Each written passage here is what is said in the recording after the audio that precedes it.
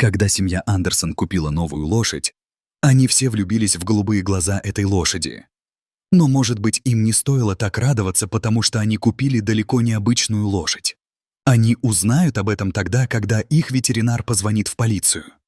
Билли и Эрика не знали, что им делать. Ветеринар не сказал им ни слова, когда взял их лошадь. В чем дело?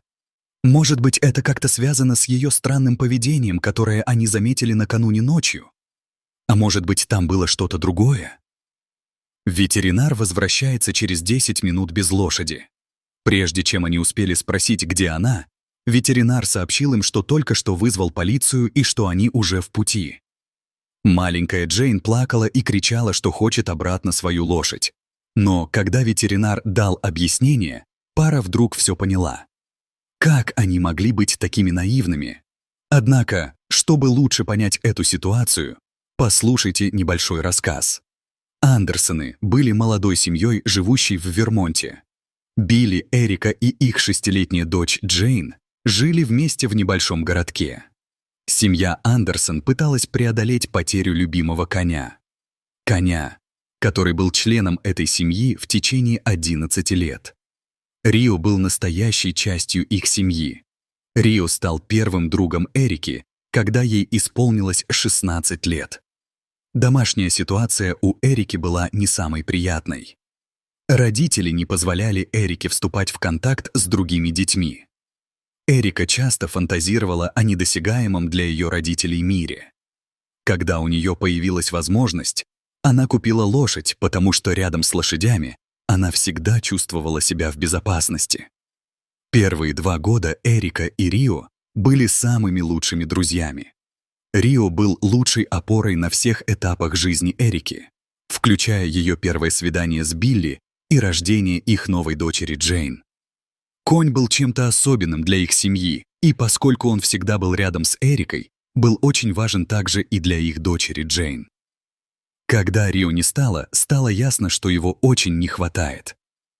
Семья была очень опечалена, но у них была идея, как преодолеть эту ситуацию. «Давай возьмем новую лошадь!» Сказав это, Эрика должна была признать, что она не была уверена в своем плане. Билли с сомнением покачал головой. Он знал, что еще слишком рано покупать новую лошадь. Рио много значил и для жены, и для Джейн, и он даже немного удивился ее планам так быстро купить новую лошадь. Однако в их жизни была дыра, которую нужно было побыстрее заполнить. Эрика и Билли обсуждали это еще несколько раз. Билли беспокоил тот факт, что Эрика слишком быстро сдалась. Она сделала все, что было в ее силах, чтобы убедить мужа в том, что она готова к переменам. В конце концов, Эрика убедила Билли, и они решили завести коня. Первым препятствием, с которым пришлось столкнуться семье, был выбор породы их новой лошади. Их выбор пал на мустанга. Джейн было бы легче к нему привыкнуть, потому что Рио тоже был мустангом. Затем семья начала искать в интернете лицензированного заводчика, потому что Джейн очень хотела завести новую лошадь. Супруги не очень хорошо знали мир лошадей и полагали, что поиск в интернете даст им больше возможностей. После долгих поисков они нашли 2 конезаводчиков. Пара решила выехать на выходные и запланировала визиты к обоим заводчикам. Однако их поездка оказалась для семьи немного разочаровывающей. Первый заводчик сразу вызвал в семье нехорошие чувства. Хотя лошади были хорошими и милыми, а Джейн и Эрика любили кататься на них, оказалось, что лошади жили в плохих условиях, да и цены тоже показались им сомнительными. Не повезло молодой семье и со вторым заводчиком. Хотя этот заводчик был аккуратным и, казалось, лучше заботился о своих лошадях, по прибытии пара все же узнала плохие новости. 2 последние лошади были только что проданы. Эрика и Билли были раздосадованы. Неужели они зря собирались в дорогу? Билли и Эрика решают, что лучше вернуться домой и придумать новый план. Однако через 15 минут езды пара увидела ферму. Может быть, это судьба? Эрика была в восторге. Она уже начала терять надежду и немного растерялась, увидев маленькую ферму на обочине дороги. Она поворачивается к Билли и умоляет его остановиться и проехать туда. Что-то подсказывало ей, что они найдут там то, что искали. Молодая семья решила, что им не помешает просто пойти туда и посмотреть. Молодая пара находилась в небольшой деревне и не ожидала многого от посещения небольшой фермы. И они оказались правы. Хозяин объяснил, что у них всего 5 лошадей и всего 2 мустанга. Тем не менее, одна лошадь сразу же привлекла их внимание. Это был один из мустангов. Маленькая Джейн с энтузиазмом прыгала вверх и вниз и явно чувствовала себя такой же, как ее мать. Лошадь была похожа на любую другую лошадь, но самым очаровательным в ней были ее глаза. Это были самые яркие голубые глаза, которые они когда-либо видели у лошади. Лошадь робела и ржала, держась на расстоянии. Она отличалась от других лошадей, которые танцевали и скакали в надежде привлечь внимание. Вместо этого мустанг пристально смотрел на дверь. Рабочий объяснил, что лошадь была на пастбище накануне вечером и до сих пор не может успокоиться. Поскольку лошадь была анонимно оставлена на ферме, они мало что знали о ней, кроме того, что она не была чипирована. Андерсоны хотели лошадь, но у них были сомнения. Однако сотрудник заявил, что ферма обычно не продает животных без предварительной проверки личности. Но это был маленький городок, и они уже несколько месяцев не продавали ни одной лошади. Все это вызвало у сотрудника желание сделать исключение для молодой семьи. Не пожалеют ли они об этом?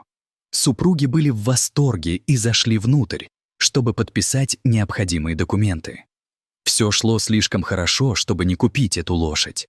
Пока Билли и Эрика подписывали бумаги, юная Джейн играла с новым членом семьи, который медленно привыкал к манерам молодой девушки. На подписание и сохранение всех документов ушло около часа. В конце концов, молодая семья вернулась домой со своей новой лошадью. Все были в восторге, особенно Джейн, которая теперь стала ее новой лучшей подругой. Вскоре на пути их радости встанет великое открытие.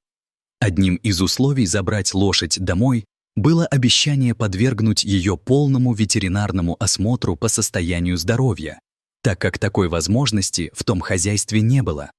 Они еще не знали, куда их приведет этот визит.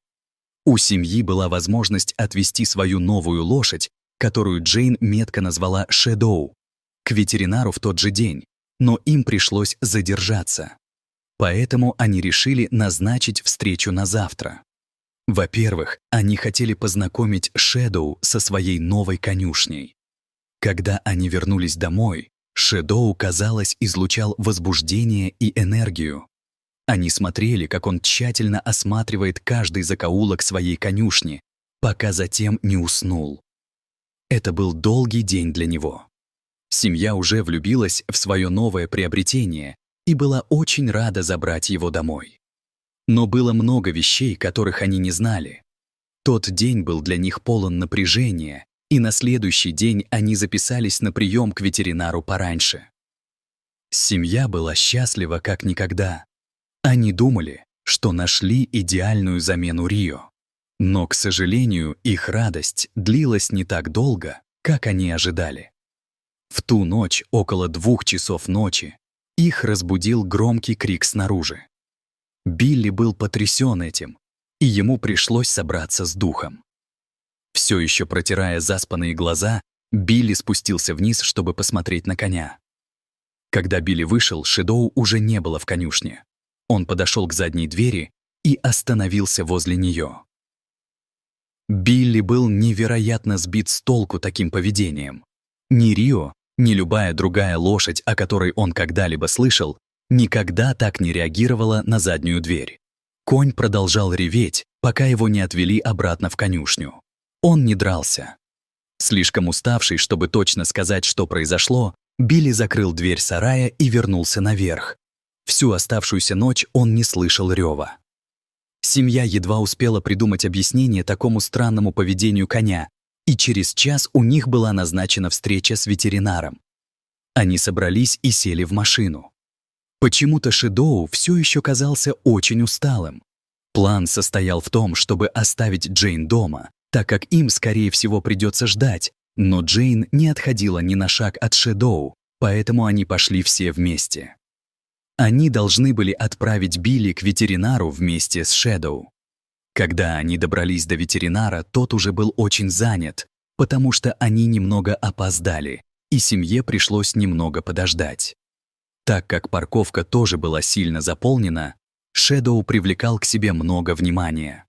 Такой голубоглазой лошади раньше никто не видел, и у людей возникало много вопросов. Они не смогли ответить почти ни на один из них, потому что сами не проводили никаких исследований. Почему у Шэдоу такие яркие глаза? Теперь, когда им пришлось ждать ветеринара, они начали искать в интернете дополнительную информацию.